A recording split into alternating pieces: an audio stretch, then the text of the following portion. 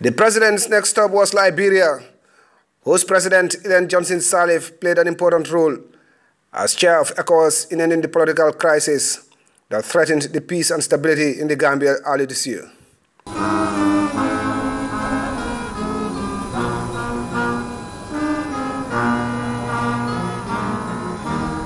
After the usual airport ceremonies, the presidential convoy drove, stopping first at the Monrovia City government headquarters, where the Gambian leader was handed the keys to the city in a symbolic welcome reserved for visiting heads of state.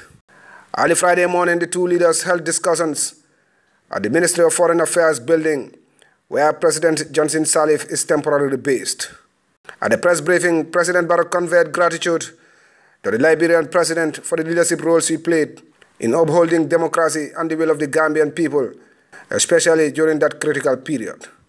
Madam Johnson Sirleaf, on the other hand, said she was happy to receive President Barrow and expressed the hope that the Gambia is now on the path to a stable and vibrant democracy with the recent holding of parliamentary elections.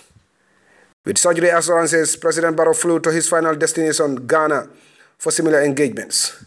Just before meeting his host, President Barrow and delegation joined Muslims for Friday prayers at the Burma military camp.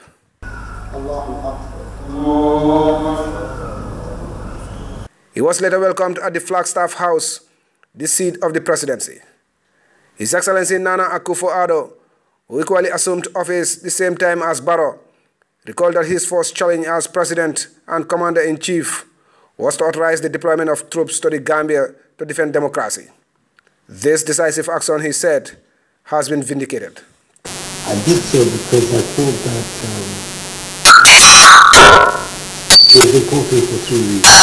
And those 3 reasons are why you have become a symbol. First of all, a process of democratic consolidation in the region required that the citizens stand up and support the people's decision.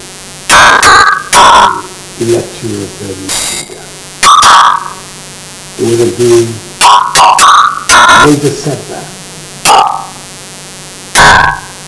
It's a democratization in the region if you had just sat back and watched the clear expression of the will of the member state of the region be threatened. I'm not very impressed. President Barrow again thanked Ghana for the support, especially during that difficult period when all eyes were on the Gambia, where people had voted for change after more than 2 decades of authoritarian rule. The ECOWAS head of state, including yourself and the government of Ghana, intervene in the Gambia. You intervene to defend democracy. You intervene to defend the verdict of the Gambian people. He expressed the hope that the sub-region will support the country as it continues its transition to a truly functional democracy.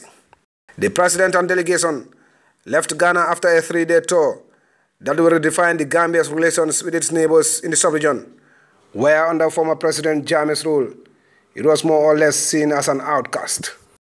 Mamadou Diallo, GRTS News.